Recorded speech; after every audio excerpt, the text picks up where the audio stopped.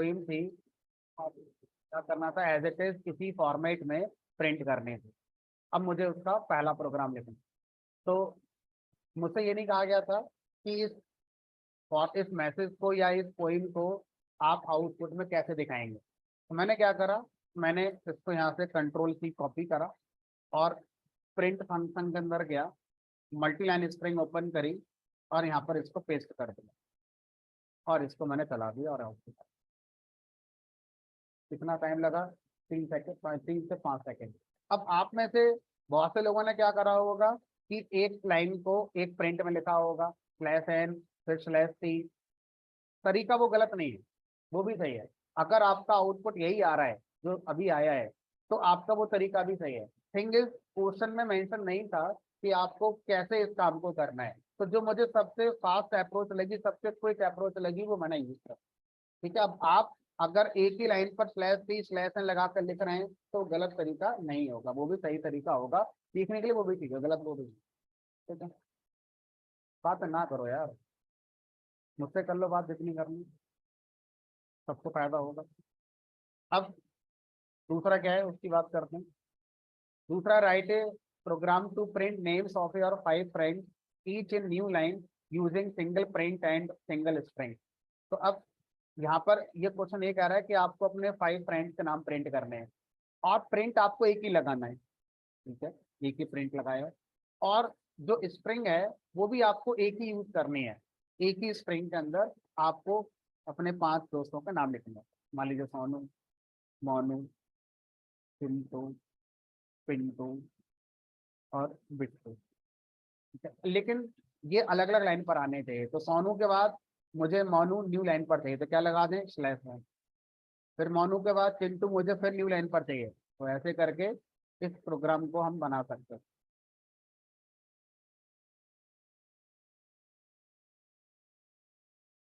तो 5 दोस्तों के नाम each in new line output में using single print using single string, एक ही स्ट्रिंग है और एक ही प्रिंट लगाया है। सोनू, मोनू, पिंटू, पिंटू, ये हो गया दूसरा। ठीक है, मुझे लगता है इसमें तो ज्यादा वेरिएशन किसी के पास होंगे ही नहीं। जिन लोगों ने बनाया होगा शायद यही ऑप्शन रहा होगा उनके पास बनाने का, और इसमें कुछ ज्यादा है नहीं करने के लिए। ठीक है, मल्टी लाइन स्ट्रिंग एक तरीका हो सकता है।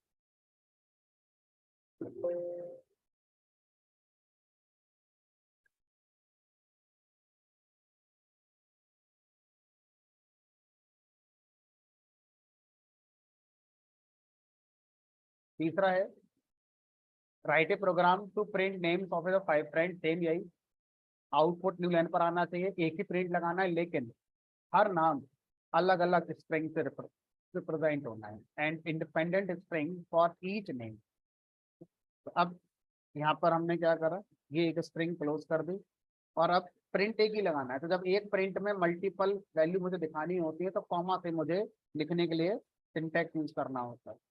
तो ये दूसरी स्ट्रिंग हो गई, यानी दूसरा नेम हो गया, कॉमा, ये तीसरी स्ट्रिंग हो गई और this one 4 and last one is 6, है ना। अब यहाँ पर जब मैं इस प्रोग्राम को चलाऊंगा तो मुझे पता है कि एक प्रिंट से जब सारी वैल्यूज प्रिंट होती हैं तो उनके बीच में सेपरेटर हमारा क्या आता है, स्पेस। लेकिन मुझसे कहा गया कि आउटपुट में सारी वैल्यूज कैसे आनी चाहिए, न्यू लाइन पर। तो मैं एक काम करता हूँ कि इसका जो सेपरेटर है वो मैं क्या लगा देता हूँ, /n। इससे क्या होगा, ये सारी वैल्यूज अब न्यू लाइन से सेपरेट हो जाएंगी और जैसा कहा गया था वैसा आउटपुट में मिल जाएगा। अब चौथा क्वेश्चन, चौथा क्वेश्चन है, write a program to print names of 5 friends each in new line using 5 print. मतलब अब आपको इस काम को 5 अलग अलग प्रिंट से करना। पहला प्रिंट ये हो गया, दूसरे प्रिंट से दूसरा नाम प्रिंट कर, तीसरे वाले से एक और, चौथे वाले से,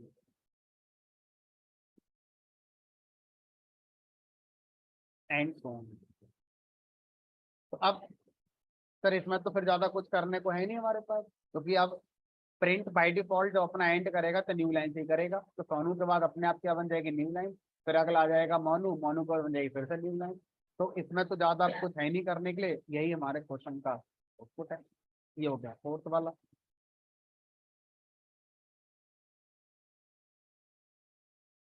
फिफ्थ वन, हमसे कहा गया कि आप एक स्ट्रिंग कोई ऐसी यूज करिए जिसमें आप स्लैश टी और स्लैश एन का अगर यूज कर रहे हैं तो आउटपुट में वो एज इट इज प्रिंट होना चाहिए स्लैश टी और स्लैश एन। उसका मीनिंग जो होता है टैब स्पेस और न्यू लाइन, वो आउटपुट में नहीं आना चाहिए।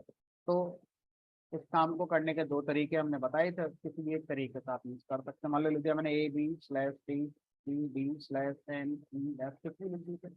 अब आउटपुट में देखेंगे तो स्लैश की टैब स्पेस आ जाएगा, स्लैश एन न्यूलन बन जाएगी। मुझे आउटपुट में यही प्रिंट करना है, तो क्या लगा देंगे, प्रीफिक्स में और लगा सकते हैं या एक बैक स्लैश और लगा सकते हैं फिर। तो ये हमारा क्या हो गया, पांचवा क्वेश्चन और उसका आंसर हो गया। इस तरह से हम क्या कर सकते हैं, इन असाइनमेंट को बना सकते हैं। आई होप जिन लोगों से नहीं बनाता काफी कुछ हमें पहले से समझ में आ गया होगा। अब इनको आप घर जाकर अपने हाथ से फिर बना लीजिए और फिर मुझे सबमिट कर देना है। अभी चलिए, अब लास्ट क्लास में हम जहाँ पर थे हम वहाँ से आगे शुरू करते हैं।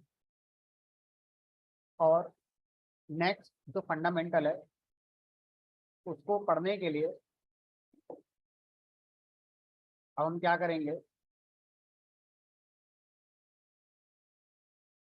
किसी ऐसे स्टूडेंट को ढूंढेंगे क्लास में तो लास्ट क्लास में नहीं आया था।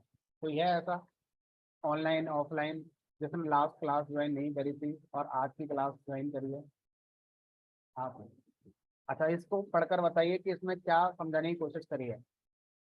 आपने रिकॉर्डिंग नहीं देखी है, ऐसा मान के चल रहे हैं। अगर हम रिकॉर्डिंग देखी हुई है फिर तो आपका जो लिखा हुआ था कवर हो ही गया। मान लीजिए आपने रिकॉर्डिंग नहीं देखी हुई है ना, और आप लास्ट क्लास में नहीं थे, और ये प्रोग्राम अगर आपके सामने अगर ओपन करके दिखाया जाए तो इससे क्या समझ में आ रहा है कि मैंने क्या सिखाया है।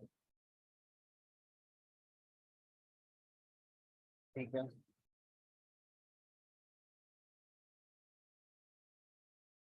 अब आपको कैसे पता लगी कोड है, आप तो लास्ट क्लास में थी नहीं। तो थिंग इज क्या है, एक्सपेरिमेंट हम क्या कर रहे हैं, एक्सपेरिमेंट हम ये कर रहे हैं कि अगर इस कोड को एक ऐसे इंसान को दिखाया जाए जिसको कोई कॉन्टेक्ट नहीं पता कि ये क्या चल रहा है, तो वो कभी गैस नहीं कर पाएगा कि यूनिकोड के बारे में तो बात हो रही है। उसे कैसे पता चलेगा स्लैश यू यूनिकोड होता है जब तक उसने पढ़ा ना हो पहले। तो अब यहाँ पर सेम क्वेश्चन हमारे सामने आता है। ठीक है, सेम क्वेश्चन हमारे सामने क्या आता है कि मान लीजिए आप किसी एक प्रोजेक्ट पे काम कर रहे थे, एक्स वाई जी नाम की कोई कंपनी होगी, आप उसमें किसी प्रोजेक्ट पे काम कर रहे थे और आपने एक कोड अपना लिखा हुआ। ये प्रोजेक्ट अभी पूरा हमारा नहीं हुआ। ठीक है, आपने क्या हुआ, कंपनी रिजाइन कर दी और अब आप दूसरी कंपनी में चले गए, लाइक पी क्यू आर नाम की कंपनी में आप चले गए। ठीक है, आपको अच्छा पैकेज मिल गया होगा। अब आपको ऐसा लगता है कि आपके वरना ये कंपनी बंद हो जाएगी, ये प्रोजेक्ट कोई और बना ही नहीं सकता, आप अकेले थे दुनिया में जो इस प्रोजेक्ट को बना सकते थे। गलत फहमी होगी हमारी ऐसी अगर मैं ऐसा सोच रहा हूँ। तो जैसे आप कहीं और चले गए हो ऐसे कहीं और से कोई यहाँ आ जाएगा, प्रोजेक्ट तो पूरा होगा। लेकिन चैलेंज क्या होगा वो डिस्कस करना है। आप चले गए वो मैटर बिल्कुल नहीं करेगा, है ना। मैटर ये करेगा कि जब एक नया बंदा आएगा और वो इस प्रोजेक्ट को वो आगे पूरा करेगा तो उसे ये कैसे पता चलेगा कि ये लाइन जो लिखी गई है क्यों लिखी गई है, क्योंकि इसके आधार पर ही तो आगे की लाइन लिखी जाएंगी। अब ऐसा तो है नहीं कि भाई ये जो लाइन लिखी है इसके आगे कुछ भी लिख दो तो सही होगा, मैच हो ही जाएगा कोड हमारा। नहीं, इसका मतलब क्या है, इस इंसान को पहले इससे कॉल करके पूछना पड़ेगा तो भाई आप जो लिख रहे थे क्या सोच के लिख रहे थे, मुझे बताओ, तभी तो आगे मैं कोड बढ़ा पाऊंगा। अभी आपका फोन ही नहीं उठाएगा, ये तो चला गया दूसरी कंपनी, वहां काम करेगा, आप पे काम करेगा। अब क्या करें फिर, तो ये क्या बोलेगा कि मुझे थोड़ा टाइम दो, 2 दिन 3 दिन 4 दिन 5 दिन, अकॉर्डिंग टू लेंथ कितनी है कोड की, और मुझे समझने दो कि क्या लिखा जा रहा है, ये लाइन क्यों लिखी है, मुझे समझने दो क्यों लिखी है लाइन, फिर ये लाइन क्यों लिखी गई है। तो मैं थोड़ा टाइम लेकर इस कोड को समझ लूंगा, उसके बाद फिर मैं आगे का कोड बना पाऊँ। अब ये अपना टाइम स्पेंड कर रहा है इस एग्जिस्टिंग कोड को समझने के लिए। कंपनी का मालिक ये सोच रहा है कि ये ऐसा काम करने की मुझसे अब सैलरी मांगेगा जिसमें कुछ नया नहीं हुआ, क्योंकि इस काम को करने की सैलरी तो ये बंदा लेके जा चुका है, और जो दूसरा बंदा आ रहा है वो नया कुछ कर भी नहीं रहा है, अभी पुराने कोड को पढ़ रहा है वो। तो इसमें गलती इसकी भी नहीं है और गलत तो ये भी नहीं है, क्योंकि ये क्या सोच रहा है कि अगर इसने मान लीजिए इस कोड को समझा पढ़ा, प्रोजेक्ट बहुत बड़ा था, ये भी चला गया बीच में छोड़कर, तो फिर नया बंदा आएगा फिर बोलेगा मुझे भी टाइम तो पूरा कोड समझने का। तो ऐसे तो प्रोजेक्ट की कॉस्टिंग बहुत बढ़ जाएगी। भाई ये अपने पास से थोड़ी पैसे देगा, जितनी कॉस्टिंग लग रही है प्रोजेक्ट को पूरा करने में क्लाइंट से उतना मांगेगा कि भाई इसकी कॉस्ट इतनी होगी हमारी है, और डिले हो रहा है प्रोजेक्ट हमारा, है ना। तो दोनों तरह से ये हमारा प्रॉब्लम क्रिएट कर रहा है। क्या करें? तो इस इंसान से कहा गया कि आप चले जाओ, कोई दिक्कत नहीं है, लेकिन आप जब कोड बनाओगे तो कोड के बारे में लिखते रहना कि वो कोड क्या है। जैसे जैसे ये प्रोग्राम है, तो इस प्रोग्राम में आप ऐसे लिखो, यहाँ पर this program shows usage of Unicode. अब कोई अचानक से नया बंदा आएगा और वो इस प्रोग्राम को समझने की कोशिश करेगा, तो वो इसको पढ़ने की बजाय इस लाइन को पढ़ेगा पहले, इससे उसे थोड़ा हिंट मिलेगा कि ये प्रोग्राम किस पर्पज से बनाया गया है, तो शायद वो जल्दी पढ़ पाएगा कि क्या लिखा हुआ है। तो ऐसे करके आपको अपने कोड में, जब आप प्रोजेक्ट बनाते हैं इंडस्ट्री के अंदर, तो आपको कहा जाता है कि बीच बीच में ऐसे अपनी कमेंट्री लिख दिया करो कि ये कोड हमने जो लिखा है वो किस बात का कोड लिखा है। इससे क्या होगा, दूसरे का छोड़ो, आपको अपना ही 1 महीने पहले लिखा कोड समझ नहीं आएगा कि हमने 1 महीने पहले लिखा क्या था। तो आपके लिए भी तो फायदा होगा जब आप इस कोड को दोबारा कभी समझोगे, मेंटेन करोगे। अब चैलेंज कहाँ पर आता है कि ये सर अप्रोच तो अच्छी है कि जब भी कोडिंग करी जाए तो कोड में हम अपनी लैंग्वेज में, हिंदी में, इंग्लिश में कुछ भी लिख दो, है ना, ऐसे करके एक्सप्लेनेशन कोड का करता है। लेकिन जब इस कोड को हम रन करेंगे तो पीछे बैठा है इंटरप्रेटर। इंटरप्रेटर क्या कह रहा है, जो मुझे प्रोग्राम दिया जाएगा मैं अकॉर्डिंग टू पाइथन सिंटैक्स उसे चेक करूँ। अब इंटरप्रेटर हम क्या बोलेंगे, भाई इसमें तो चेकिंग करनी नहीं है कुछ आपको, ये तो रन हमें कराना ही नहीं है, ये तो हमने प्रोग्रामर के लिए समझाने के लिए लिखा हुआ है कि कोड किस बात का है, इसको हमें रन नहीं कराना है, इसका आउटपुट नहीं चाहिए हमें। देखते हैं इंटरप्रेटर हमारी सोचेगा कि नहीं, एरर है कि नहीं, ये तो गलत लिख दिया आपने। अब यहाँ पर हमें एक नए कॉन्सेप्ट की नीड है कि हम अपने कोड में कुछ ऐसा लिखना चाहते हैं जिसका एग्जीक्यूशन ना हो, वो सिर्फ प्रोग्रामर एक दूसरे प्रोग्रामर को अपने कोड को समझाने के लिए लिख रहा है, उसका आउटपुट से कोई कनेक्शन नहीं है। तो हमने का एक काम करते हैं कि अभी आपने शुरू की क्लास में सिखाया था कि जो भी आप पाइथन में मैसेज लिखते हैं उसे किस में लिखना चाहिए, स्ट्रिंग में। हमने इसे स्ट्रिंग में लिख दिया। अभी मैंने वो नहीं लिखा जो कुछ लोगों के मन में आया होगा, अभी मैंने इसको क्या बना दिया, स्ट्रिंग बना दिया। ठीक है, तो अब क्या स्ट्रिंग में अगर मैं ऐसे कुछ लिख दूंगा तो इंटरप्रेटर मना कर देगा? क्यों मना करेगा? इंटरप्रेटर ये कह रहा है स्ट्रिंग के नोटेशन प्रॉपर लिखे हैं आपने, स्टार्ट हुई है स्ट्रिंग, एंड हुई है, जिससे स्टार्ट हुई है उससे एंड हुई है, अकॉर्डिंग टू इंटरप्रेटर तो ये वैलिड है, कोई दिक्कत ही नहीं है इसमें। सिर्फ प्रिंट में के अंदर मैंने नहीं लिखी है, क्यों नहीं लिखी है, क्योंकि मैं चाहता ही नहीं हूँ कि आउटपुट में आए, इसलिए मैंने प्रिंट में नहीं लिखी है। तो स्ट्रिंग में अपने प्रोग्राम में कहीं भी लिखूं तो ऐसा रूल नहीं होता है कि लिखोगे तो प्रिंट करानी ही पड़ेगी, नहीं, ऐसा रूल नहीं है। आप पूरे प्रोग्राम में कहीं भी स्ट्रिंग लिख सकते हैं बिना प्रिंट के, है ना। अब जब इस कोड को रन कराया, अब सही है, तो यहाँ पर आउटपुट भी आ रहा है हमारे हिसाब से, और हमने ऐसे करके अपने बीच बीच में एक्सप्लेनेशन को भी लिख दिया है। अब यहाँ पर प्रोग्रामर ने थोड़ा ज्यादा सोचा। अब प्रोग्रामर ये सोच रहा है कि इंटरप्रेटर आउटपुट में तो इसे नहीं दिखाएगा, ये तो चलो सही, लेकिन क्या इंटरप्रेटर इस लाइन को समय देगा, लाइक इसमें सिंटैक्स एरर चेक करेगा, क्या इसका मशीन कोड बाइट कोड बनाएगा, क्या इसको मेमोरी एलोकेट होगी, जब प्रोग्राम रन होगा तो कुछ ना कुछ मेमोरी एलोकेट होती होगी, क्या इस वाले स्ट्रिंग को मेमोरी एलोकेट होगी, हमने कहा सब कुछ होगा। इसको सिंटैक्स एरर में चेक किया जाएगा, देखो अगर मैं यहाँ पे ये क्लोज ना करूं तो मना कर देगा एरर है ये, मेरा स्ट्रिंग है, यानी इसका मतलब इंटरप्रेटर से इग्नोर नहीं कर रहा है, इंटरप्रेटर से पढ़ रहा है, सिर्फ आउटपुट में नहीं आ रहा था ये, बाकी इंटरप्रेटर सारे काम करेगा, इसमें सिंटैक्स एरर भी चेक करेगा, इसका बाइट कोड बनाएगा, फिर इसका मशीन कोड बनाएगा, इसके लिए एलोकेशन होंगे मेमोरी में, आउटपुट में नहीं आएगा। अब हमने पाइथन से कहा कोई ऐसा कॉन्सेप्ट नहीं है जिसका मेमोरी लोकेशन भी ना हो, जिसका मशीन कोड बाइट कोड कुछ ना बने, क्योंकि आउटपुट में दिखाना ही नहीं है। तो फिर यहाँ से एक कॉन्सेप्ट इंट्रोड्यूस किया गया कि आप कमेंट का यूज करेंगे। तो पाइथन के अंदर एक कॉन्सेप्ट आया कमेंट। तो कमेंट एक ऐसा स्टेटमेंट होता है जिसका एग्जीक्यूशन इंटरप्रेटर नहीं करता है। उसमें कुछ भी लिखो, उसमें कोई सिंटैक्स एरर चेक नहीं होगी, उसका कोई बाइट कोड मशीन कोड नहीं बनेगा, उसका कोई मेमोरी लोकेशन नहीं है। तो वास्तव में जो आप चाहते थे वो पर्पस आपका स्ट्रिंग से पूरा नहीं होगा, तो पर्पस आपका कमेंट से पूरा होगा। तो स्ट्रिंग का तो एग्जीक्यूशन होगा ही होगा, भले ही वो आउटपुट में ना आए। अब कमेंट का सिंटैक्स क्या होता है? तो जब भी आप कोई भी स्टेटमेंट हैश प्रीफिक्स से लिखते हैं तो वो हमारा पाइथन में कमेंट होता है। सी में शायद स्लैश होता था, पाइथन के अंदर क्या होता है हमारा हैश।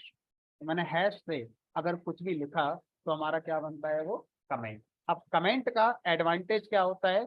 कमेंट का एडवांटेज ये है कि इंटरप्रेटर जब आएगा तो इस लाइन को इग्नोर कर देगा, इसको पढ़ेगा ही नहीं, इसमें कोई एरर चेक नहीं करेगा, इसका कोई मेमोरी लोकेशन नहीं होगा, जब मशीन कोड बाइट कोड कुछ नहीं बनेगा। तो ये हमारे काम का जो हम चाहते थे वो नहीं। अब ये बताओ कि हम ऐसा मान लें फिर कि पूरे पाइथन प्रोग्राम में जहां भी हैश सिंबल आ गया, अब उसके आगे जो लिखा जाएगा वो कमेंट है। हमने कहा ऐसा मानने से पहले देख लेते हैं, ABC प्रिंट ही नहीं होगा क्योंकि ये तो कमेंट बन गया, हैश आ गया पहले। समझ आ गई बात? पूरी पाइथन में हैश का मतलब कमेंट नहीं होता है। अगर आपने हैश लगाया है और वो स्ट्रिंग के अंदर नहीं है तो वो कमेंट। अगर वो स्ट्रिंग के अंदर आ गया, अब वो एक करेक्टर है, अब वो कमेंट नहीं है हमारा, एज इट इज आउटपुट में दिखेगा। ठीक है सर, ये एक काम करें, आर के बाद लगा दें हैश। हमने हाँ लगा, कोई दिक्कत नहीं है। यहाँ पर तो स्ट्रिंग नहीं चल रही थी, हमने कहा नहीं, हाँ स्ट्रिंग नहीं चल रही थी, तो अब ये कमेंट, हमने कहा ये कमेंट हो गया। लेकिन फिर ये सोच लेना, इससे पहले का जो हिस्सा है क्या वो अब वैलिड सिंटैक्स का पार्ट है? अब ये सिंटैक्स का पार्ट नहीं, तो इंटरप्रेटर एरर इसलिए देगा कि ये गलत लिखा है, इसलिए नहीं देगा कि ये क्या लिख गई। तो कमेंट हो गया, इसको तो इंटरप्रेटर रीड ही नहीं करेगा। क्या करे, ये क्या है, ER को तो हम जानते ही नहीं। ठीक है, तो इस तरह से आप ऐसा नहीं करेंगे ना कि किसी स्टेटमेंट के बीच में कमेंट लगा दिया तो उसका सेंस ही खत्म हो जाएगा। या तो आप शुरू में कमेंट लगा रहे हो वो, या किसी स्टेटमेंट के बाद में लगा दो। जैसे यहाँ पर आपको लिखना है, ये बताना है कि भाई ये कमेंट नहीं है। ठीक है, तो यहाँ पर हैश से लिख दो, दिस इज नॉट। ठीक है, तो ऐसे करके आप यहाँ पर लिख सकते।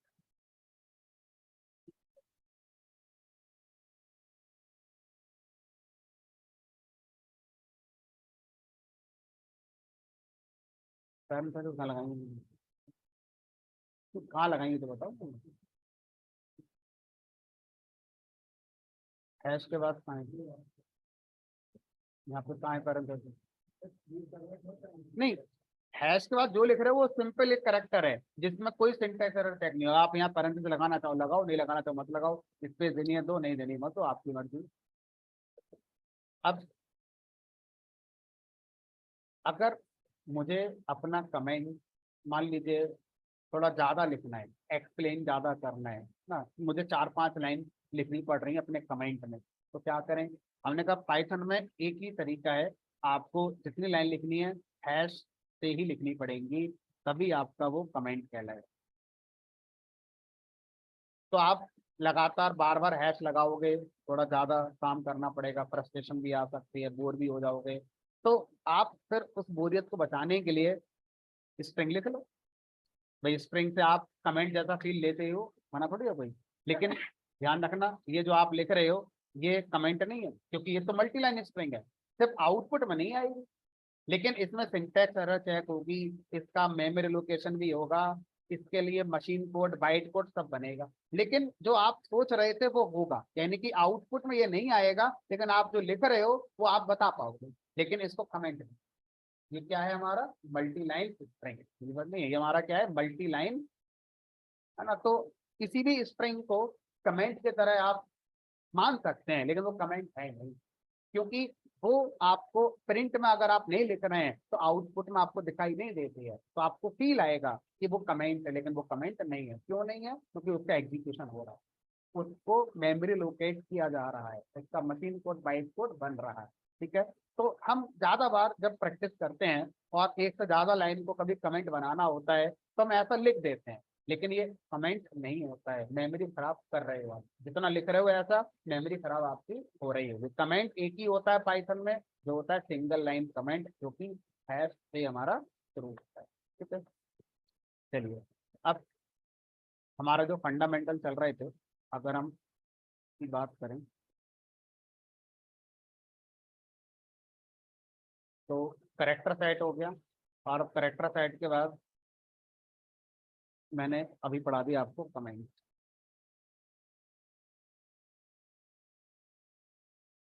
तो अब कोई आपसे पूछे कि कमेंट क्या होता है तो क्या लिखेंगे? कमेंट की डेफिनेशन, तो कमेंट हैश होता है? नहीं। आप कमेंट के बारे में लिखेंगे, एक comment is a non executable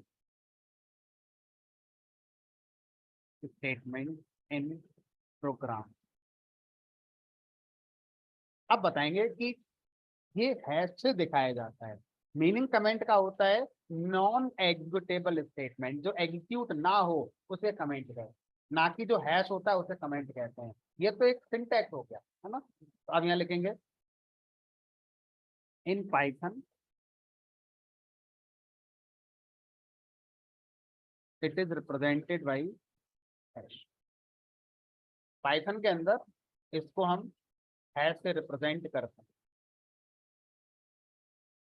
अब तीसरा पॉइंट में आप ये लिख सकते हैं कि आप क्यों किसी स्टेटमेंट को एग्जीक्यूट नहीं करना चाहते। भाई प्रोग्राम लिखोगे तो एग्जीक्यूट करवाओ।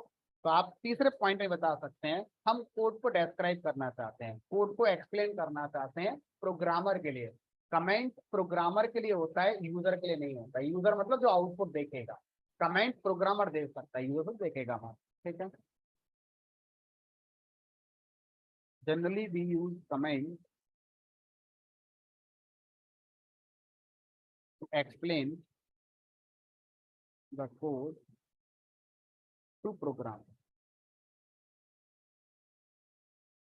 तो हम जनरली यूज करते हैं कमेंट का कोड को एक्सप्लेन करने के लिए, किसके लिए? प्रोग्रामर के लिए, ना कि आउटपुट में दिखाने।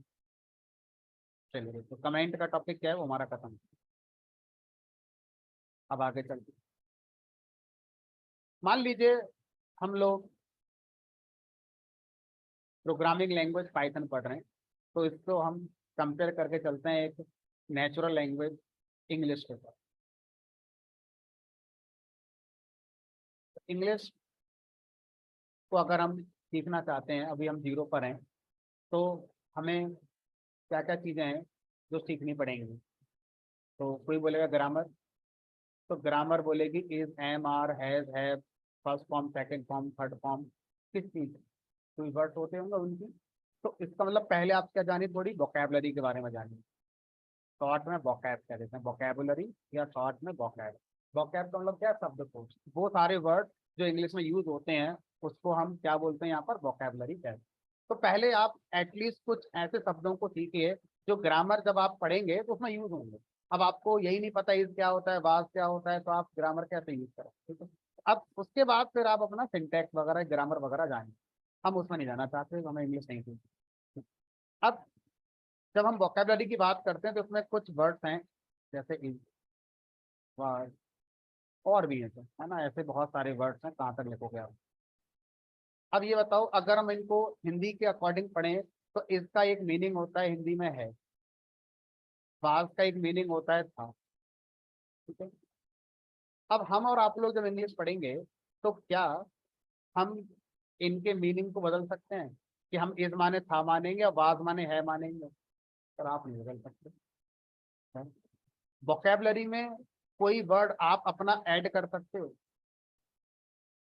सर हम कैसे कर देंगे, फिर हमने जो कर दिया है दुनिया उसका मीनिंग कैसे जानेगी फिर?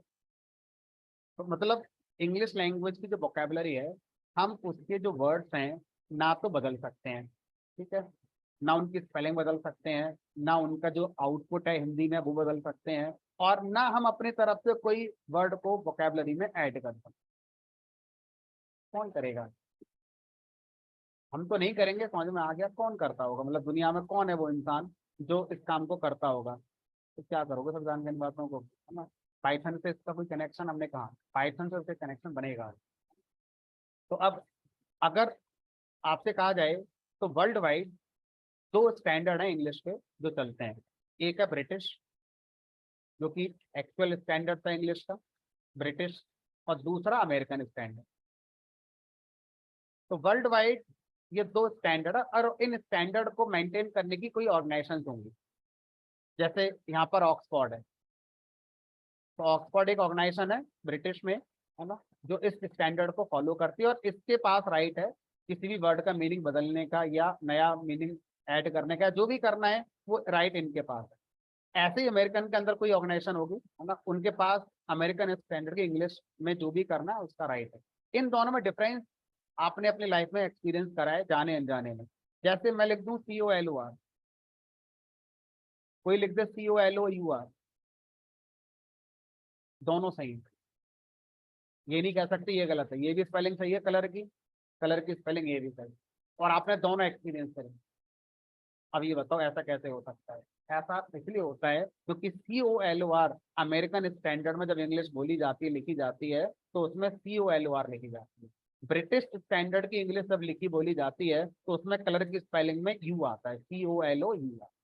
तो अब आप जिस बुक को पढ़ रहे हैं वो ब्रिटिश स्टैंडर्ड की इंग्लिश को फॉलो करते हुए टाइप करी गई है, तो उसमें ये स्पेलिंग होगी, ऐड की होगी।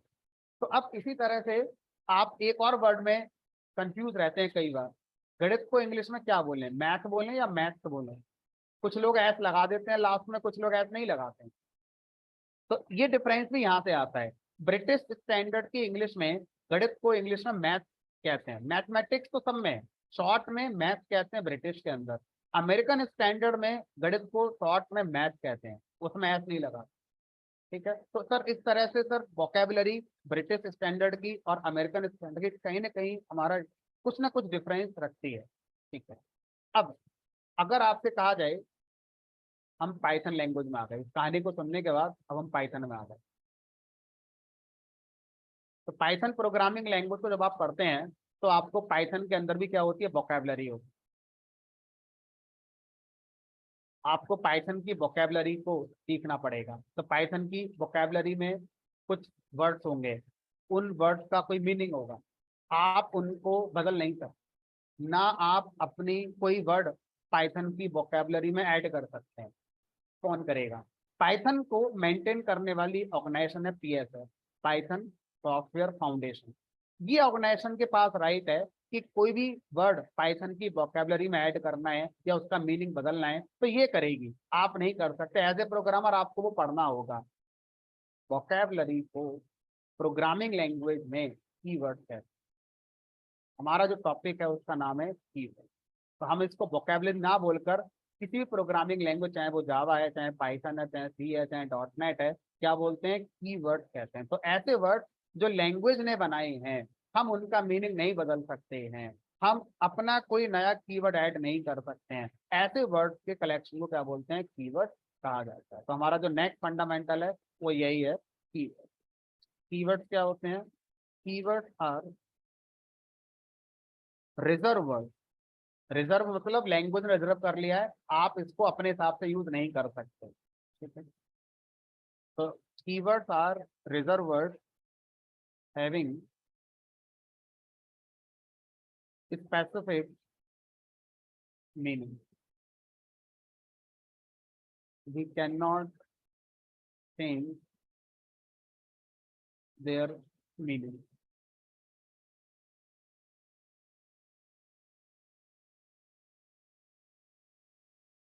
कितने?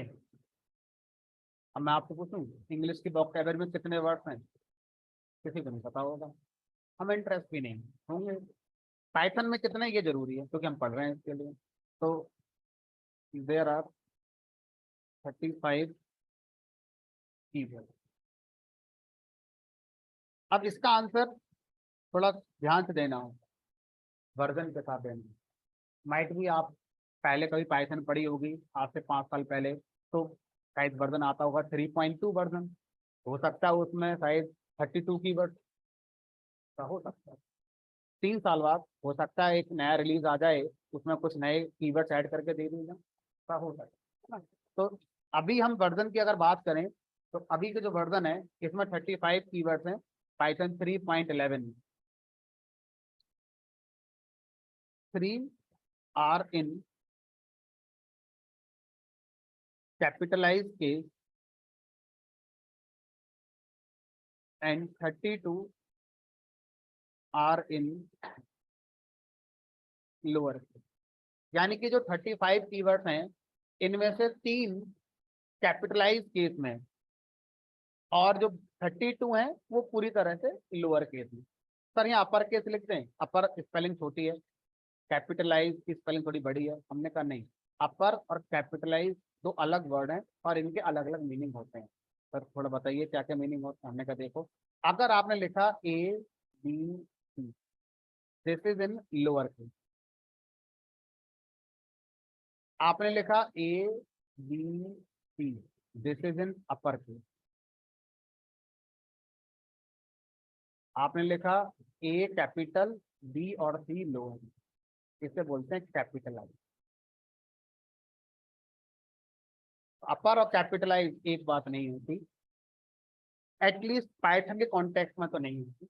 अब हम इसको ग्लोबल लेवल पर तो नहीं कह सकते, लेकिन पाइथन के कॉन्टेक्स्ट में ये दो अलग शब्द हैं, अपर शब्द अलग है और कैपिटलाइज शब्द हमारा अलग है। तो अब मैंने लिखा है कि 3 आर इन कैपिटलाइज केस, तो उन तीन को लिख पाना आसान है, मैं लिख भी देता हूँ। और शायद उन तीनों को हम जानते भी हैं। अभी देखोगे तो बोलोगे हाँ जान पहचान है इनसे हमारे।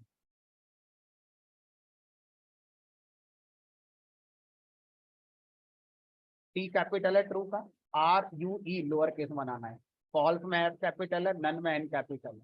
बाकी जो 32 है उनको लिख पाना सर पॉसिबल तो शायद होगा भी नहीं, हो सकता है याद भी ना हो मुझे सारे।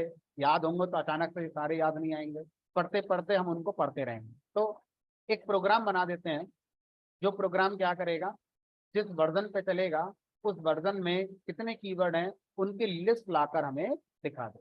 तो ये प्रोग्राम बनाना ज्यादा सही है, रादर देन के मैनुअली मैं टाइप करके लिख दूं 32 कीवर्ड। और समझने की कोशिश करेंगे कि इन तीन को अलग क्यों थोड़ा दिखाया गया, इनको भी लोअर केस बना देते तो देखेंगे। तो प्रोग्राम बनाते हैं पहले।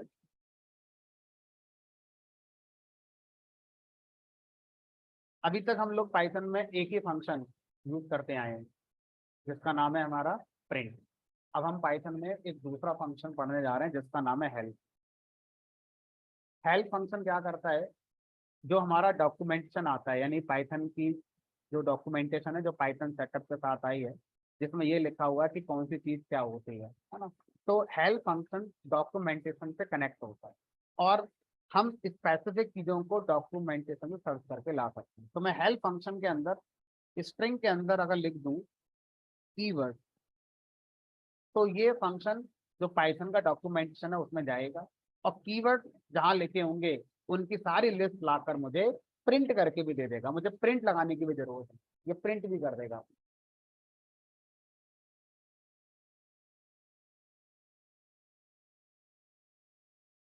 मैं थोड़ा सा फॉन्ट साइज इसका एडजस्ट कर दूं तो आपको प्रॉपर अलाइंड होकर साइज नजर आएंगे।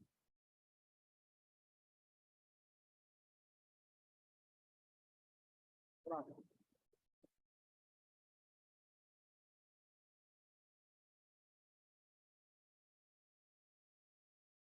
अब देखो, ये तीन वो हैं जो कैपिटलाइज थे, और बाकी के जो 32 हैं ये हमारे लोअर केस।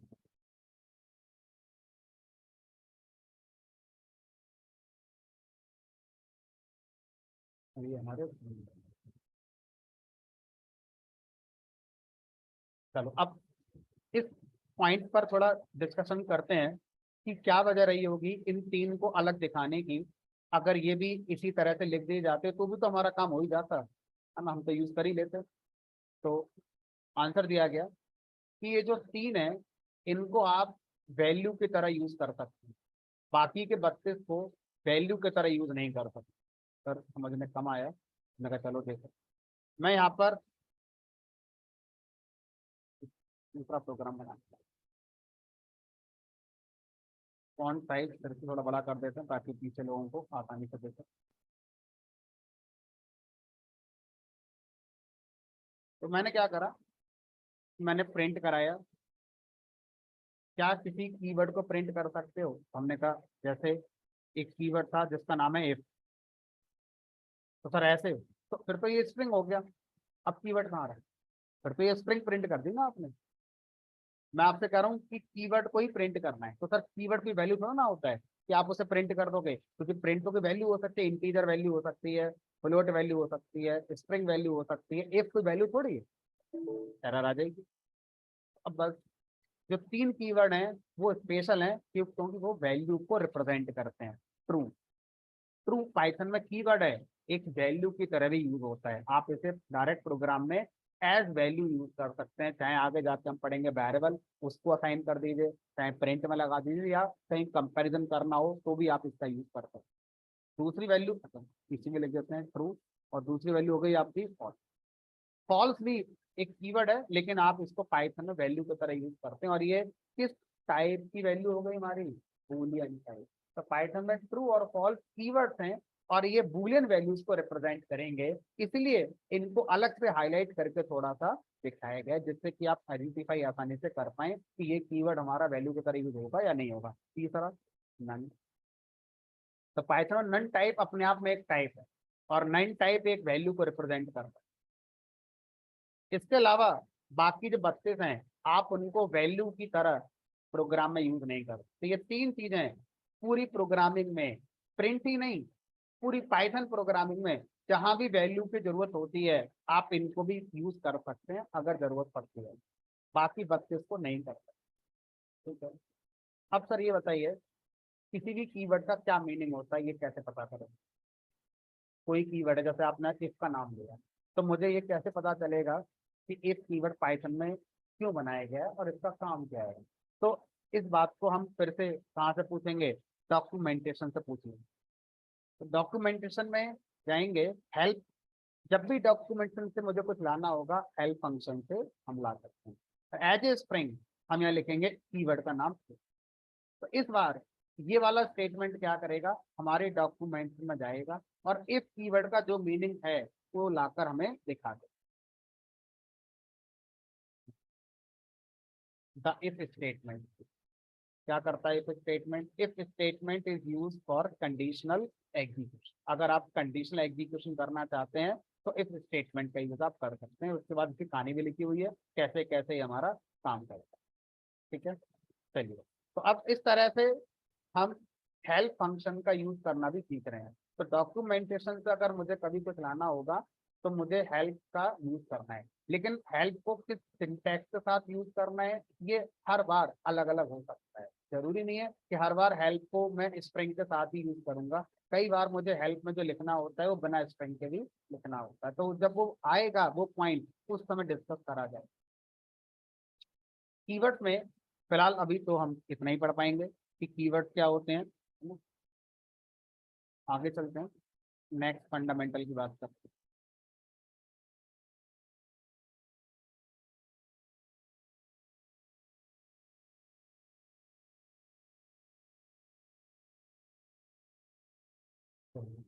कैरेक्टर सेट हो गया, कीवर्ड्स हो गए, कमेंट्स हो गया। अब उसके बाद हम पढ़ेंगे पहले वेरिएबल,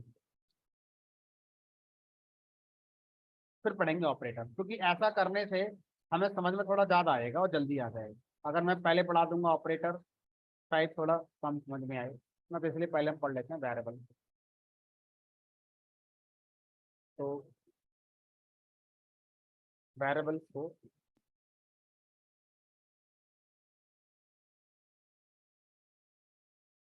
एक प्रॉब्लम स्टेटमेंट डिस्कस करते हैं, और उस प्रॉब्लम स्टेटमेंट में जो प्रॉब्लम दिखाई देगी उसका सॉल्यूशन होगा वेरिएबल। चलो, मुझे क्या करना है, मान लीजिए अपनी एज मुझे प्रोग्राम में प्रिंट करनी है, तो मैंने लिख दिया 40। अब मुझे क्या करना है, इस प्रोग्राम में मान लीजिए मुझे कोई ईयर प्रिंट करना है, मैंने लिख दिया 2040। फिर से मुझे अपनी एज प्रिंट करनी है, मान लीजिए 40। मान लीजिए किसी सब्जेक्ट में मेरे कुछ मार्क्स आए थे, वो मुझे प्रिंट करने हैं, और कोइंसिडेंटली वही 40 आए थे, लिख दिया था। अब फिर से मुझे एज प्रिंट करनी है, मैं लिख दिया था। अब जिसने ये प्रोग्राम बनाया है ना, उसी को पता है कि ये 40 क्या है, एज है, किसी सब्जेक्ट के मार्क्स हैं, आपका वेट है, क्या है ये 40। सिर्फ एक अभी देखने में वैल्यू है, आउटपुट आएगा। इस प्रोग्राम को अगर कोई दूसरा इंसान पढ़ेगा तो उसे कुछ भी समझ में नहीं आएगा। तो आप क्या बोलोगे, कमेंट लिखो, यहाँ पे कमेंट लिखो कि this is age, this is year, this is marks, this is weight, this is again age. तो हर लाइन के आगे ऐसे कमेंट लिखना पड़ेगा। हमने कहा अभी आप जो कह रहे हैं उसका सोल्यूशन तो यही है कि हर लाइन के बाद में क्या लिखना पड़ेगा, कमेंट ही लिखना पड़ेगा। ठीक है, तो अब एक और प्रॉब्लम, इधर बैठ जाइए, थोड़ा एडजस्ट हो जाए।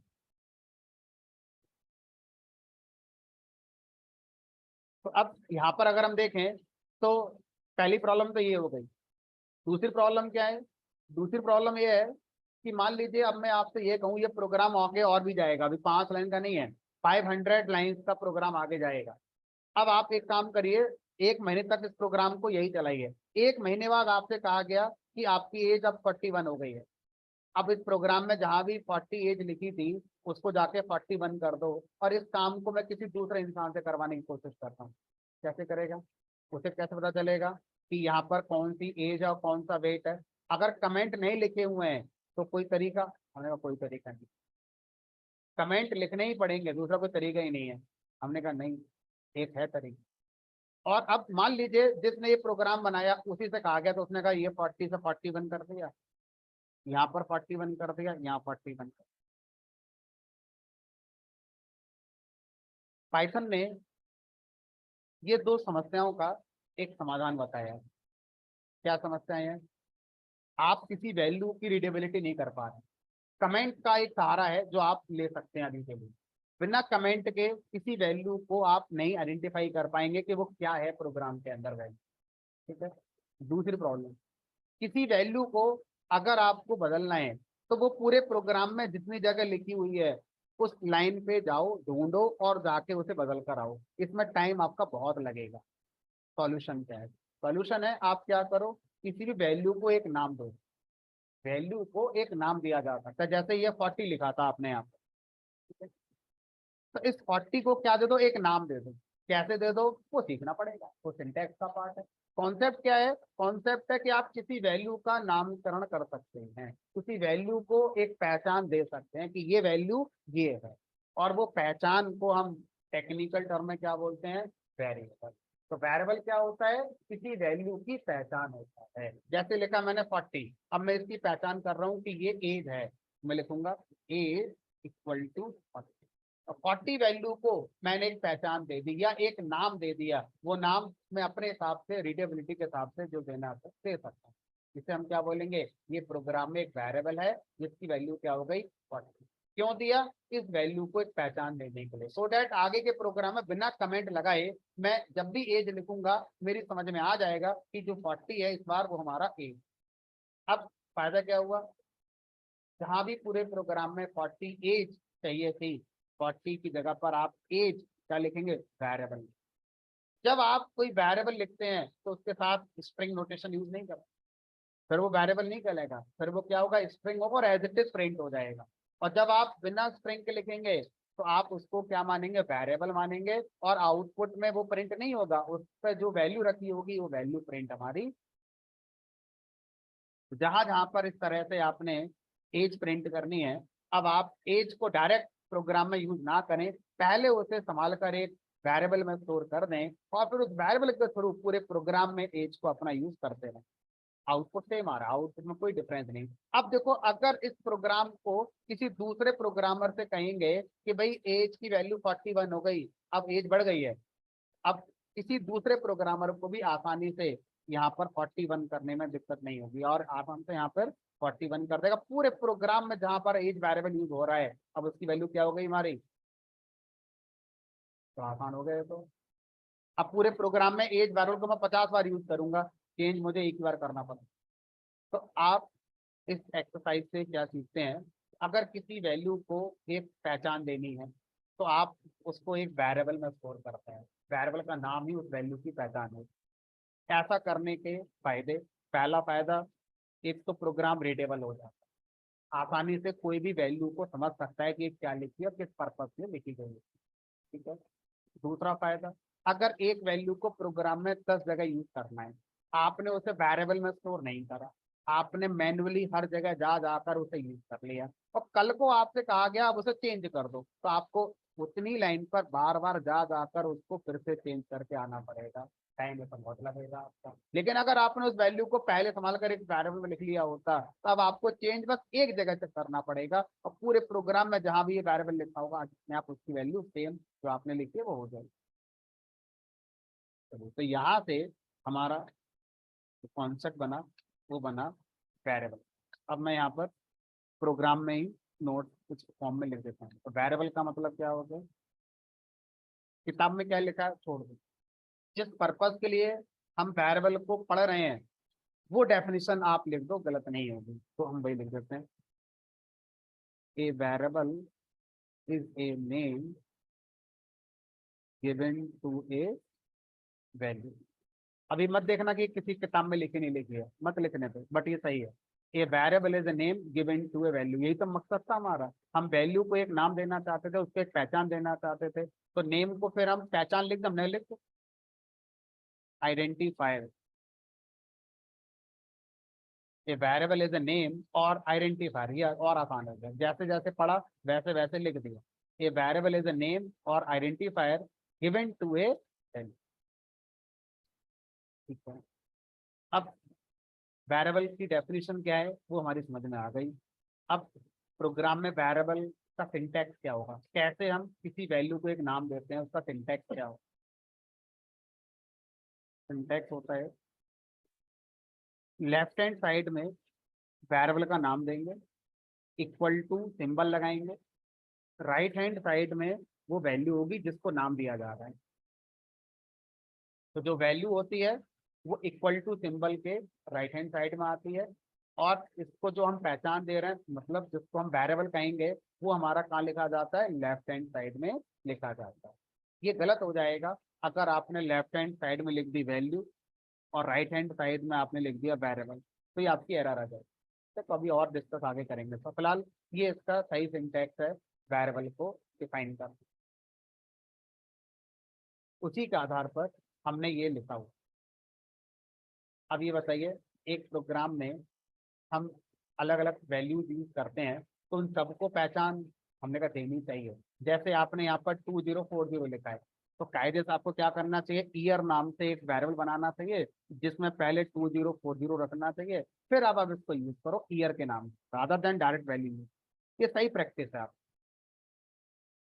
ये 40 आपने कहा ये आपका वेट है, तो आप एक काम करो, डायरेक्ट 40 मत लिखो, आप वेट नाम से बैरल बनाइए जिसकी वैल्यू 40 कर दीजिए। अब पूरे प्रोग्राम में जहां भी 40 वेट चाहिए उसका जो वेरिएबल है वो यूज।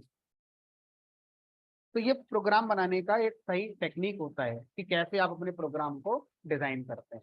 हाँ, अगर कोई वैल्यू एक ही जगह पर यूज हो रही है, आगे के प्रोग्राम में कहीं उसका यूज नहीं है, तो शायद आप उसको बिना वेरिएबल के डायरेक्ट यूज कर ले, क्योंकि वो एक ही जगह पे यूज हो रही है पूरे प्रोग्राम में।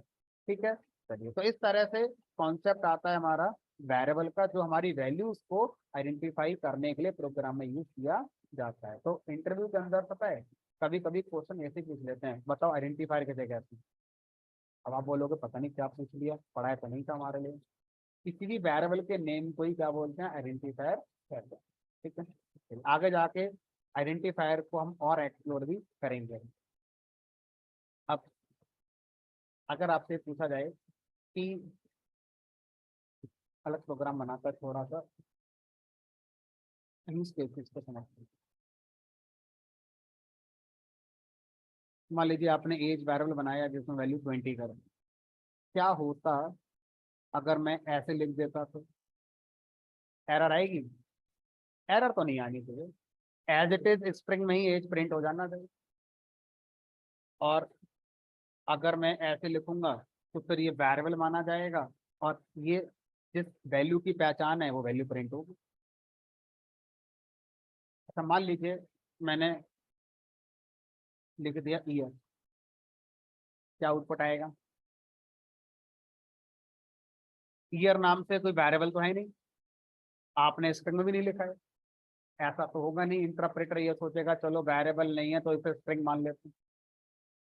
लिखा है तो मानेंगे, नहीं लिखा है तो नहीं मानेंगे। इस समय एरर आएगी क्योंकि आप जिस तरह से लिख रहे हैं वो वेरिएबल लिखने का तरीका, और वेरिएबल अगर प्रोग्राम में डिफाइन नहीं है तो क्या आ जाएगी?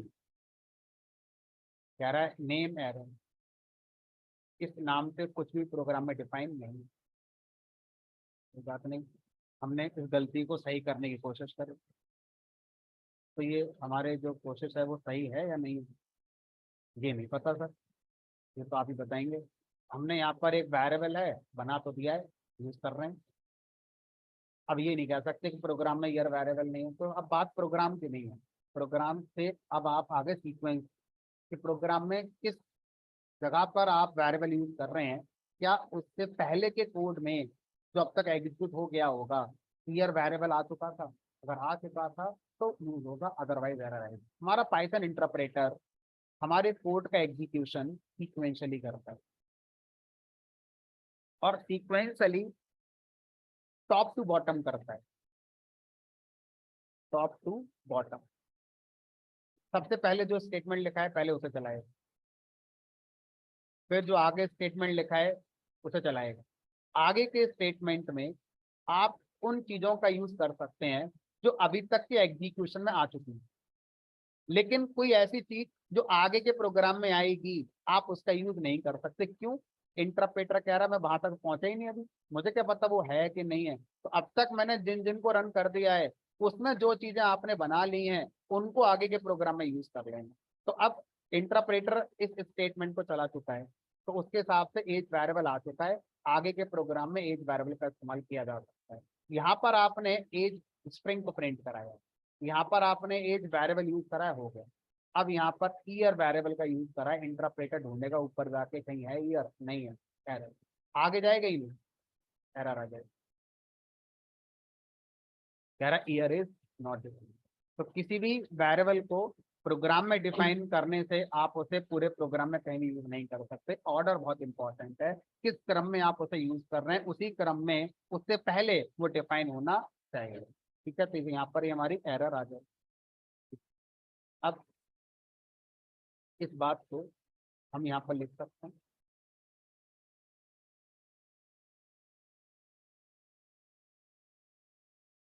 we must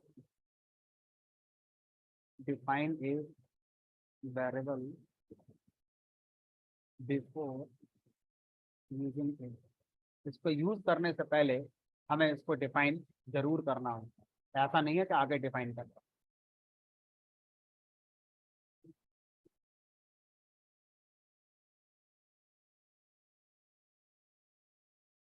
क्या कह रहे? हाँ, आएंगे अभी, ये चीज जो पढ़ानी है हम अभी पढ़ाएंगे। तो अब अगर आपसे कहा जाए कि क्या होगा अगर मैंने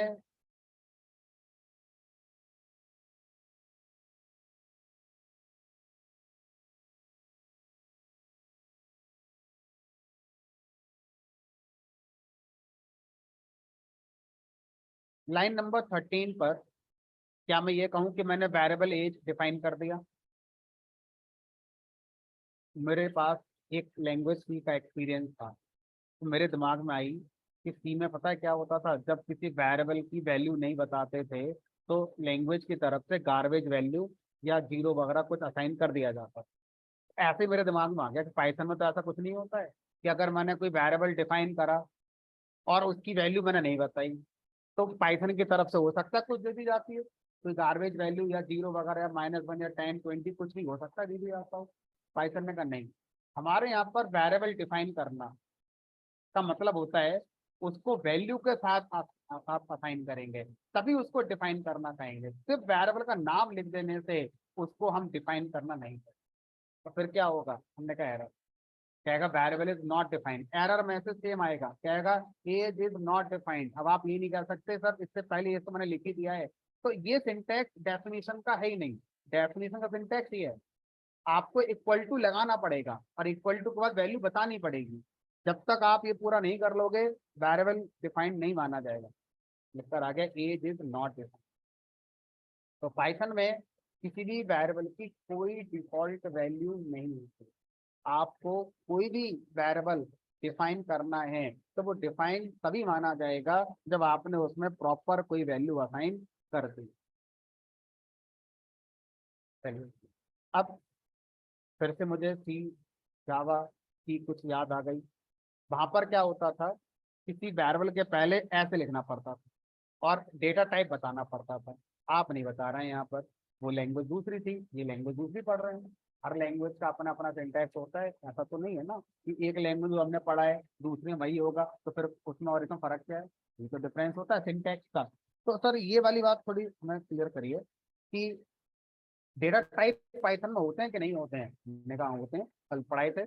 आप प्रिंट में इंटीजर प्रिंट करो, इंटीजर, स्ट्रिंग, लिस्ट, टपल, ये सब पाइथन में डेटा टाइप हमारे होते हैं। तो पाइथन में डेटा टाइप, सी में क्या होता था, डेटा टाइप होते थे, हमने कहा होते थे। तो सी के डेटा टाइप या जावा के डेटा टाइप और पाइथन के डेटा टाइप में क्या डिफरेंस है, हमें कोई डिफरेंस नहीं। लेकिन जब आप कोई वेरिएबल डिफाइन करते हैं उस समय डिफरेंस आता है। सी जावा लैंग्वेज वाले ये कहते हैं कि अगर आपने कोई वेरिएबल बनाया तो पहले सोच लो कि इसमें क्या वैल्यू रखोगे आप। हमने कहा इसमें हम एज रखेंगे 20। अब ये सोचो 20 इंटीजर है कि फ्लोट है, हमने कहा इंटीजर है। तो एज वेरिएबल से पहले बता दो कि वेरिएबल आपको इंटीजर वैल्यू मिलने वाली है। तो आपको बताना पड़ता था वेरिएबल के लिए कि वेरिएबल आपको जो वैल्यू मिलेगी वो इंटीजर टाइप की होगी, फिर आप उसमें इंटीजर को असाइन ऐसे करके कर देते हैं। पाइथन में प्रोग्रामर से ये हेडक हटा ली गई। पाइथन में प्रोग्रामर से कहा कि जिस समय आप वेरिएबल के बारे में लिख रहे हो आपको ये बताने की जरूरत नहीं है कि ये वेरिएबल इंटीजर के लिए बनाया जा रहा है या फ्लोट के लिए बनाया जा रहा है या स्ट्रिंग के लिए बनाया जा रहा है। जो आपके मन में आए आप उसको वैल्यू असाइन कर देना। आपके मन में आ रहा है इंटीजर, इंटीजर कर दो। अभी एज वेरिएबल ऑटोमेटिकली किस टाइप का माना जाएगा, इंटीजर टाइप का माना जाएगा। आपके मन में आया फ्लोट, फ्लोट कर दो। अब ये वेरिएबल फ्लोट टाइप का हो गया। आपने कह दिया हाय, अब ये वेरिएबल स्ट्रिंग टाइप का हो गया। तो पाइथन के अंदर किसी भी वेरिएबल का डेटा टाइप आपको बताने की जरूरत नहीं पड़ती है। पाइथन लैंग्वेज खुद डिसाइड करती है उसमें असाइन हुई वैल्यू से, तो उसमें क्या असाइन करा है आपने, वही वेरिएबल का टाइप हमारा मान लिया जाता है। अलग से आपको कोई टाइप का डिक्लेरेशन करने की जरूरत नहीं होती। तो टाइप डिक्लेरेशन वेरिएबल के लिए पाइथन में नहीं होती। अब यहाँ से प्रोग्रामिंग लैंग्वेज में एक डिवीजन क्रिएट हुआ कि हमारी जो प्रोग्रामिंग लैंग्वेज होती हैं दो तरह की होती है। एक हो गई हमारी स्टैटिकली टाइप्ड प्रोग्रामिंग लैंग्वेज और एक हो गई dynamically typed programming. Statically typed और डायनेमिकली टाइप्ड का मतलब यही है कि प्रोग्रामर की रेस्पॉन्सिबिलिटी है वेरिएबल का टाइप बताने के साथ में, तो वो स्टैटिकली टाइप, और वो रेस्पॉन्सिबिलिटी प्रोग्रामर से हटाकर लैंग्वेज को दे दी गई है। प्रोग्रामर टाइप नहीं लिखेगा तो ऐसी लैंग्वेज को बोलेंगे डायनेमिकली टाइप्ड लैंग्वेज। तो पाइथन हो गई डायनेमिकली टाइप्ड लैंग्वेज। अब इसमें दो पहलू आए, एक सिंप्लिसिटी और एक एग्जीक्यूशन टाइम। तो सिंप्लिसिटी किस कैटेगरी की लैंग्वेज में होगी, स्टैटिकली टाइप्ड में या डायनेमिकली टाइप्ड में। डायनेमिकली में होनी चाहिए क्योंकि यहाँ पर आपको वेरिएबल का नाम लिखना है बस, ये बताने की जरूरत नहीं है कि वो इंट है कि फ्लोट है। तो चीजें आसान नहीं होंगी हमारे लिए। अब सोच कर देखो, अगर आप स्टैटिकली टाइप्ड को कहते हैं आसान है, तो पहले ये पूरी जानकारी आपको होनी चाहिए कि कितने टाइप और हो सकते हैं इंट के अलावा, क्योंकि पूरी प्रोग्रामिंग में वेरिएबल सिर्फ इंट का तो नहीं बनेगा, और भी टाइप्स बनाने पड़ेंगे आपको। तो पहले आपको टाइप की डिटेल नॉलेज होनी भी तो चाहिए सर, तभी तो बना पाओगे यार। अब एक तरफ मुझसे कहा जा रहा है छोड़ो आप, आपको लिखने की जरूरत ही नहीं है। अब आपको कभी भी कोई बैरल बनाना होगा, सोचना ही नहीं है कि वो इंटीजर है कि फ्लोट है कि स्ट्रिंग है, कौन है। जो आपको मन आए वो वैल्यू आप उसे असाइन कर दो, लैंग्वेज अपना हैंडल कर लेगी। तो सिंप्लिसिटी के पॉइंट ऑफ व्यू से अगर मैं देखूं तो dynamically typed programming languages simple होती हैं, इनको सीखना आसान होता है, हेडेक हमारी कम होती है, हमारी हेडेक लैंग्वेज ने ले रखी है। दूसरा पहलू एग्जीक्यूशन पॉइंट ऑफ व्यू, इस स्टेटमेंट का एग्जीक्यूशन और इस स्टेटमेंट के एग्जीक्यूशन में डिफरेंस आएगा टाइम में। इस स्टेटमेंट का एग्जीक्यूशन ज्यादा टाइम में होगा, इस स्टेटमेंट का एग्जीक्यूशन कम टाइम में होगा। क्यों? क्योंकि इस वाले स्टेटमेंट में इस वैल्यू के अकॉर्डिंग इसका टाइप डिसाइड करना पड़ेगा लैंग्वेज को, तो ऐसा करने में उसको टाइम लगेगा, 1 सेकंड का 100 ऐसा लगेगा, तो लग तो फिर भी रहा है। इस स्टेटमेंट में क्या इस वेरिएबल का डिसीजन लेना पड़ेगा लैंग्वेज को? नहीं, ऑलरेडी डिसाइडेड है ये कौन है, इंटीजर। तो इस स्टेटमेंट का एग्जीक्यूशन फास्ट होगा कंपेयर टू दिस स्टेटमेंट। तो इसका मतलब पाइथन ही नहीं, इसमें भी डायनेमिकली टाइप्ड लैंग्वेजेस होंगी compare to statically typed languages, slow execution करेंगी ही करेंगी। उनमें से पाइथन भी एक है, आर लैंग्वेज एक और है, ऐसी और भी लैंग्वेजेस हैं जिनमें प्रोग्रामर के लिए चीजें आसान कर दी गई, लेकिन लैंग्वेज ने अपने लिए एक मुश्किल क्रिएट कर ली, क्या? एग्जीक्यूशन स्लो कर लिया। तो आप या तो एग्जीक्यूशन फास्ट ही करा लो या सिंप्लिसिटी ले लो, दोनों चीजें एक साथ नहीं मिलने। ठीक है, चलिए। तो अब स्टैटिकली टाइप्ड लैंग्वेज का मतलब हो गया प्रोग्रामर इज रेस्पॉन्सिबल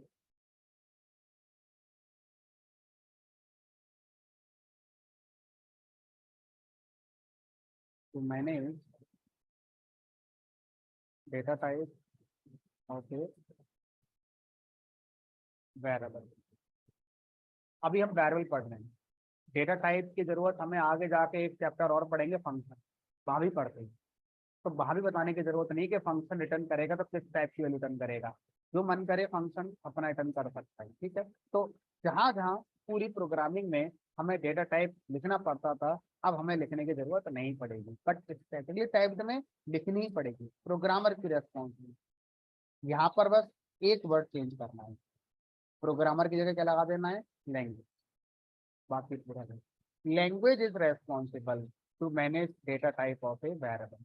प्रोग्रामर की हेडेक खत्म, लैंग्वेज की हेडेक से।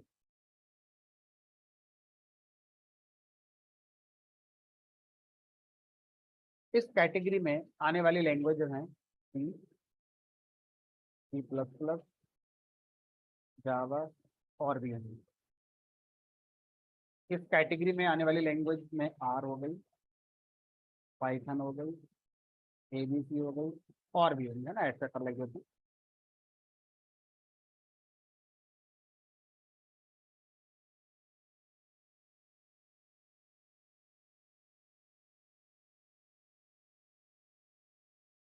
जो हमने समझा था उसको भी लिख देते हैं।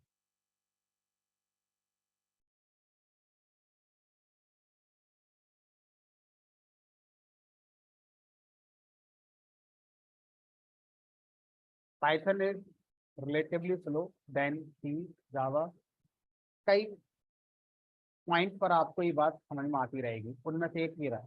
इसी तरह के और भी कई सारे पॉइंट मिलेंगे आगे जहाँ पर आपको फील आएगा हाँ ये चीज पाइथन में करी है, हमारे लिए तो आसान हो गया काम, लेकिन लैंग्वेज ने खुद के लिए मुश्किल कर ली, लैंग्वेज का एग्जीक्यूशन स्लो कर लिया उसने। अब ये देखो, लैंग्वेज के जो क्रिएटर्स हैं, सी लैंग्वेज को बनाने वाले कौन थे? डेनिस ऋषि। और पाइथन को बनाने वाले रॉसम। तो इन दोनों का अपना अपना पॉइंट व्यू रहा होगा, इनका जो सोचने का तरीका है और इनका जो सोचने का तरीका अलग अलग रहा होगा, तभी तो ऐसे डिसीजन आए हैं। अगर ये दोनों लोग एक ही तरह से सोच रहे होते तो दोनों का रिजल्ट एक ही आता था। तो इनका जो पॉइंट ऑफ व्यू था वो क्या था? मेरी ऑडियंस प्रोग्रामर है, मेरी ऑडियंस टेक्निकल है। इनका पॉइंट ऑफ व्यू क्या था? जो मेरी ऑडियंस होगी वो नॉन टेक्निकल होगी, वो जरूरी नहीं है प्रोग्रामर होगा। तो इन्होंने वो सारे डिसीजन लिए हैं जिससे लैंग्वेज आसान रहे, भले ही स्लो हो जाए, क्योंकि मेरी ऑडियंस कौन है? वो जो बहुत ज्यादा अच्छे प्रोग्रामर्स नहीं है, वो किसी दूसरे फील्ड में आते हैं लेकिन मजबूरी में उनको प्रोग्रामिंग करनी पड़ रही है। तो उनको पॉइंट ऑफ व्यू रखते हुए रॉसम ने पाइथन लैंग्वेज डिजाइन करी है। डेनिस रिची ने जो सी लैंग्वेज बनाई थी, इनका क्लियर पॉइंट ऑफ व्यू था कि मेरी जो ऑडियंस है जिसके लिए मैं लैंग्वेज बना रहा हूँ, ये वो लोग हैं जो इसी फील्ड में काम करते हैं, और इनके लिए अगर मैं ऐसा करने के लिए कहूंगा तो इनको मुश्किल नहीं होगी। इसीलिए इनके डिसीजन जो आपको मिलेंगे उसमें कहीं कहीं आपको कॉम्प्लेक्सिटी फील होगी, यहाँ पर हमेशा आपको सिंप्लिसिटी फील होगी। चलिए, अब वेरिएबल का नाम जो आप देते हैं उसमें कोई रूल तो नहीं है कि ये नहीं दे सकते, वो नहीं दे सकते। अभी आप वेरिएबल का नाम एज देते आ रहे हैं, तो हमेशा एज तो मैं नहीं रखूंगा अपने वेरिएबल का नाम। मुझे एक जनरल कोई रूल पता होना चाहिए जिसके बेस पर मैं डिसाइड कर पाऊँ कि ये नाम सही रहेगा या इसमें एरर आ जाएगी। तो इसका मतलब रूल्स भी होते हैं हमारे। तो रूल्स क्या है उनकी बात करते हैं।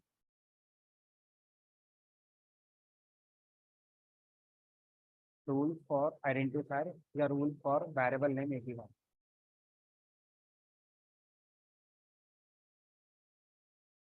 तो पहला रूल ये कहता है कीवर्ड आर नॉट अलाउड, यानी कि जो कीवर्ड्स हैं वो कभी भी आपका वेरिएबल नहीं बन सकता। मतलब आप ये कहो कि वेरिएबल का नाम मैं एफ रखूंगा, ऐसे कैसे रख लोगे, एरर आ जाएगी। हाँ, अब आप बोलोगे मैं ऐसे रखूंगा तो ये सही है, क्योंकि इफ कैपिटल आई के साथ कीवर्ड नहीं, इसको पैरेलल बनाया जा सकता है। लेकिन आप ऐसा क्यों कर रहे हैं, इससे कंफ्यूजन क्रिएट होगा ना। भाई जिसको कम समझ है लैंग्वेज की, एक तो आप पहले ही कह रहे हो कि पाइथन उनके लिए बनाई गई है जो बहुत ज्यादा प्रोग्रामिंग बैकग्राउंड से नहीं आते हैं, बेचारे वो कंफ्यूज होते रहेंगे, यार एक तो पाइथन में कीवर्ड होता है बना दिया वेरिएबल, जबकि ये अलग बात है वो अलग बात है। तो आप ऐसा क्यों कर रहे हो, आप कोड की रीडेबिलिटी खराब कर रहे हो, ऐसा कर रहे हो। सिंटैक्टिकली भले चीज सही है, तो आपको ऐसा नहीं करना चाहिए। तो अभी हम जो पॉइंट लिख रहे थे वो यही था कि कीवर्ड हमारा आइडेंटिफायर नहीं बन सकता। ठीक है, समझ में आ गया, देख लीजिए। दूसरा रूल क्या कहता है, symbols are not allowed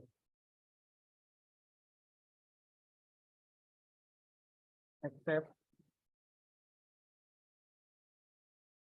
under. क्या मतलब है इसका, मेरा इसको कहानी समझती। किसी भी वेरिएबल का नाम मुझे जनरली रखना चाहिए जिस चीज को वो रियल लाइफ में रिप्रेजेंट करता है। जैसे अगर किसी को अपनी एज रिप्रेजेंट करनी है तो वेरिएबल का नाम एक्स ना ले, एक्स लेने से समझ में नहीं आएगा। ठीक है, कोई आई ले लेगा, क्यों ले रहे हो एक्स वाई आई जे के, कुछ समझ में तो आएगा नहीं। बेटर है ए ले लो, ए माने ए फॉर एज, फिर ए माने एप्पल भी होता है, तो आप पूरे नाम लिख दो फिर ज्यादा अच्छा। तो वेरिएबल का नाम अगर आप जानते हैं कि किस पर्पज के लिए बनाया जा रहा है तो उसी पर्पज से रिलेटेड आपको नाम देना है। और आप कह रहे हो मुझे खुद नहीं पता क्या पर्पज है, बस किसी ने ऐसे ही कह दिया है कि एक वैल्यू बनाओ जो वेरिएबल में रखनी है, वैल्यू क्या है मुझे खुद नहीं पता क्या है वो, तो मान लो फिर आई इक्वल टू ये है, या एक्स इक्वल टू ये है, वाई इक्वल टू ये है, ऐसे मान लो। गणित के अंदर ऐसे ही करते थे, जब नहीं पता होता तब माना ये एक्स है माना वो वाई है, हमने मान लिया माना ये एक्स है माना ये वाई है। तो उस केस में तो एक्स वाई आई जे के पी क्यू आर अपना चला लो। लेकिन जब आप जानते हो कि वैल्यू यही है तो फिर नाम सही रखो ना, जिससे रीडेबिलिटी बढ़े आपकी। तो हमने क्या करा, हमने किसी की डेट ऑफ बर्थ स्टोर करी, लिख दिया डेट ऑफ, आप ही ने कहा था कि सही नाम लिखना चाहिए तो लिख दिया डेट ऑफ बर्थ। तो क्या गलत है इसमें, गलत तो कुछ नहीं। आंखों को इस वर्ड को पढ़ने में समय ज्यादा लग रहा है। अभी आप जानते हो कि हम डेट ऑफ बर्थ लिख रहे हैं, अभी अचानक से एक नया बंदा क्लास में एंटर हो जाए और उससे मैं कहूँ इसे पढ़ के दिखाओ, और आपसे कहूँ पढ़ के दिखाओ, तो आपका टाइम कम लगेगा, उस नए बंदे का टाइम ज्यादा लगेगा, तो दूसरा कॉन्टेक्ट नहीं पता क्या चल रहा है।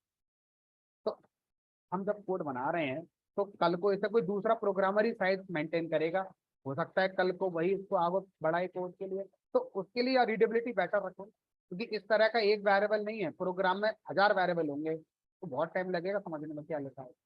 अगर मैं इसमें स्पेस लगा दूं तो इसकी रीडेबिलिटी ड्रामेटिकली बढ़ गई। अब जो नया बंदा क्लास में आया और जो बैठे हैं उनमें कोई डिफरेंस नहीं पढ़ने में, दोनों का रीडिंग टाइम कैसा होगा, सेम है। लेकिन मेरी मजबूरी है कि स्पेस अलाउड नहीं है, वेरिएबल के नाम में स्पेस अलाउड नहीं है, लिखते ही एरर आ जाएगा।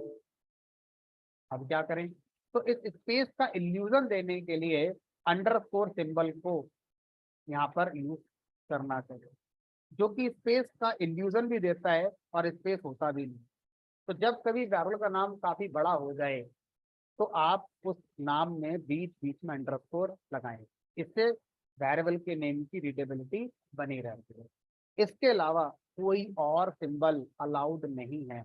आप प्लस माइनस कॉमा जितने सिंबल आपने पढ़े हैं देखे हैं या पढ़ेंगे आगे जाकर, किसी भी सिंबल को अगर वेरिएबल के नाम में लगा दोगे एरर आ जाएगी। हैश डॉलर, ये कुछ लैंग्वेज में डॉलर सिंबल अलाउड होता है, पाइथन में डॉलर सिंबल भी अलाउड नहीं है वेरिएबल के नाम में, सिर्फ अंडरस्कोर सिंबल हमारा अलाउड।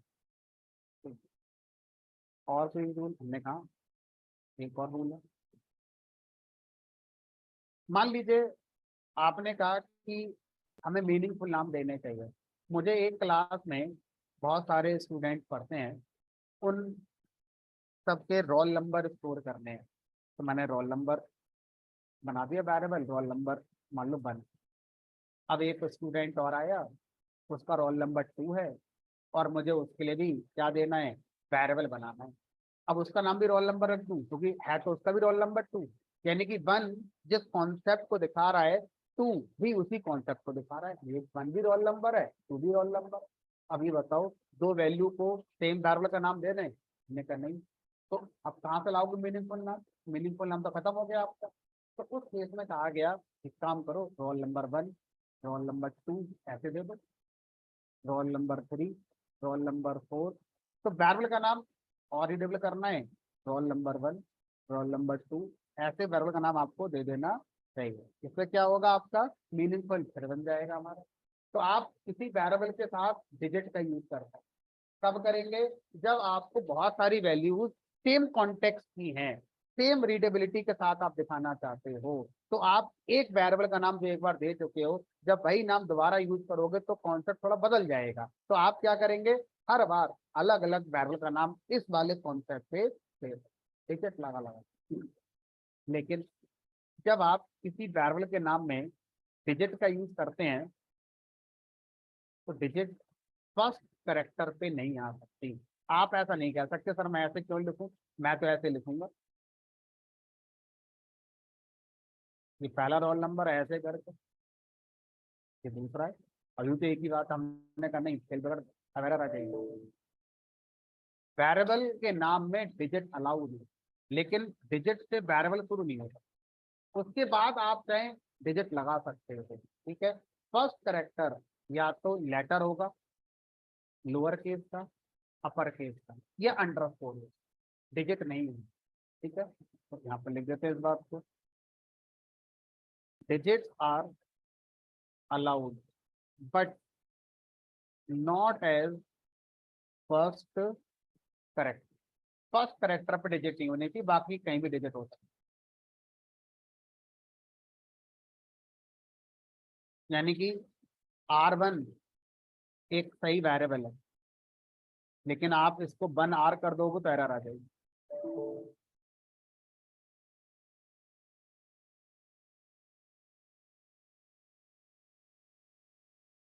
कुछ प्रोग्रामिंग लैंग्वेजेस में नंबर ऑफ करेक्टर की एक लिमिट होती है कि वेरिएबल के नाम में आप इतने करेक्टर लगा सकते हो, किसी में 20 की, किसी में 40 की। पाइथन में लिमिट नहीं। दैट मीन्स आप वेरिएबल का नाम अगर कितना बड़ा देना चाहते हो तो दे सकते हो, लेकिन खुद ही बताओ कितना बड़ा नाम आप दोगे, दोबारा यूज नहीं करना चाहोगे प्रोग्राम में, कहाँ तक याद रहेगा? याद तो रहेगा नहीं आपको। बट सिंटैक्टिकली वेरिएबल का नाम आप दे सकते हैं, कोई एरर नहीं आएगी। अगर मैं इतना बड़ा नाम सी में दे दूंगा एरर आ जाएगी। जगह इससे ज्यादा लेंथ अलाउड नहीं, किसी में 20 करेक्टर्स अलाउड है, किसी में 40 करेक्टर्स अलाउड है। तो वेरिएबल के नाम की जो लेंथ है उसकी कोई limit, no limit of number of character, कितने करेक्टर्स हो सकते हैं उसकी कोई लिमिट नहीं।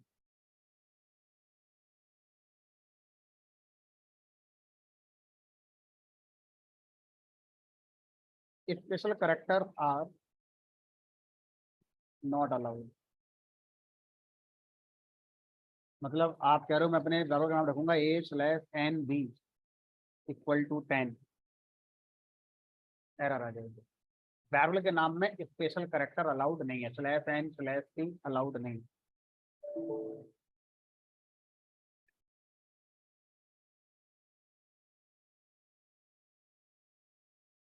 चलिए, तो ये हमारे रूल्स हो गए जो हमें ध्यान रखने होंगे जब हम वेरिएबल का नाम दे रहे हो। अब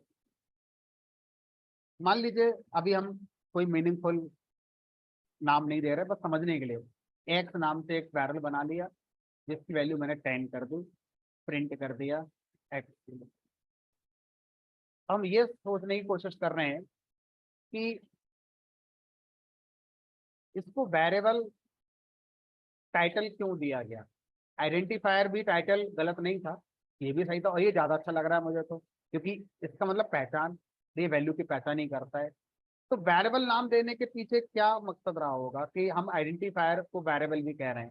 शायद इसकी वजह ये होगी वेरिएबल, अगर मैं इसको तोड़ दूं दो पार्ट में, वेरी प्लस एबल। वेरी माने जो बदल सके, एबल माने योग्य, बदलने योग्य, जो अपनी वैल्यू को बदल सके उसे हम क्या बोलते हैं, वेरिएबल। यानी एक आइडेंटिफायर तो है, पहचान तो है, लेकिन ये ऐसा भी है कि ये अपनी वैल्यू को बदल भी सकता है। मतलब आगे के प्रोग्राम में आपने कर दिया एक्स इक्वल टू 20, प्रोग्राम का execution sequentially top to bottom होता है। जिस स्टेटमेंट को रन किया जा रहा है उसमें अगर कोई वेरिएबल का यूज हुआ तो उस समय जो सबसे लेटेस्ट वैल्यू वेरिएबल की असाइन करी गई थी वो यूज होती। ठीक है, इस बात का इफेक्ट सिर्फ उस स्टेटमेंट के लिए होगा, उसके पहले के और उसके बाद के स्टेटमेंट के लिए कोई फर्क नहीं पड़ेगा। ठीक है, तो जिस समय यहाँ पर हम एक्स का यूज कर रहे हैं, इस समय एक्स की लेटेस्ट वैल्यू 10, आगे क्या है इससे फर्क नहीं पड़ता, वो आगे के स्टेटमेंट के लिए होगी वो। और जब मैं एक्स का यूज इस लाइन पर कर रहा हूँ तो उस समय एक्स की वैल्यू 10 से क्या हो गई हमारी 20 हो गई। अब इस बात का इफेक्ट यहाँ नहीं पड़ेगा, इस बात का इफेक्ट सिर्फ इस वाली लाइन पर पड़ेगा। तो यहाँ पर एक्स का आउटपुट 10 आएगा, यहाँ पर एक्स का आउटपुट क्या आएगा, 20 आएगा।